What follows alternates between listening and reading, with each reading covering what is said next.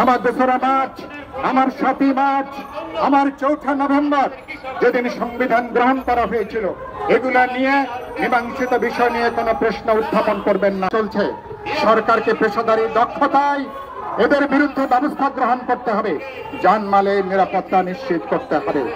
আমরা বলেছি আজকে সরকার তারা সংস্কার নিয়ে কথা বলছেন, আমরা বলেছি সেখানে তারা যদি আজকে সংস্কারের ব্যাপারে তারা যদি কার্যকর ব্যবস্থা নিতে না, তারা সংস্কার যদি মানুষকে গ্রহণ করাতে চান, আগে উচিত হবে মানুষের পেটে ভাত জোগানো।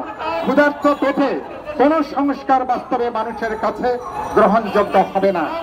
আমরা বলেছি বিতর্কিত বিষয়গুলোকে নিয়ে, মীমাংসিত বিষয়গুলো নিয়ে, আমার মুক্তিযুদ্ধ, আমার 2রা মার্চ, আমার 7ই মার্চ, আমার 4 নভেম্বর যেদিন সংবিধান গ্রহণ করা হয়েছিল, এগুলা নিয়ে মীমাংসিত বিষয় নিয়ে কোনো প্রশ্ন উত্থাপন করবেন না।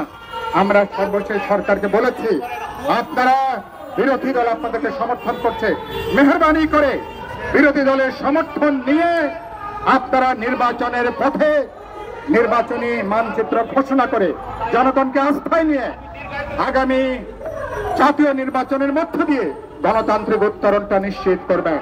আমরা সরকারকে সময় দিতে চাই।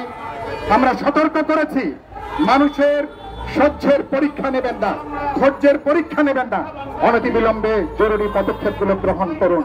আমরা দেখতে চাই, আমরা আশা করি ইতিমধ্যে অনেকগুলো ইতিবাচক উদ্যোগ নিয়েছেন, কার্যকরী উদ্যোগ নেবেন, মানুষকে শান্তি স্বস্তি দেবার ব্যবস্থা করবেন। আমরা কথা বলে আমরা সরকারের কার্যক্রম দেখব, প্রয়োজন বোধে গণতন্ত্র মঞ্চ আবার রাজপথে নামবে দেশ এবং জনগণকে রক্ষা করবার জন্য। কথা বলে সবাইকে শুভেচ্ছা, সালাম, অভিনন্দন জানিয়ে আজকে বিক্ষোভ পরবর্তী আমাদের কর্মসূচি আমরা এখানে সমাপ্ত করছি।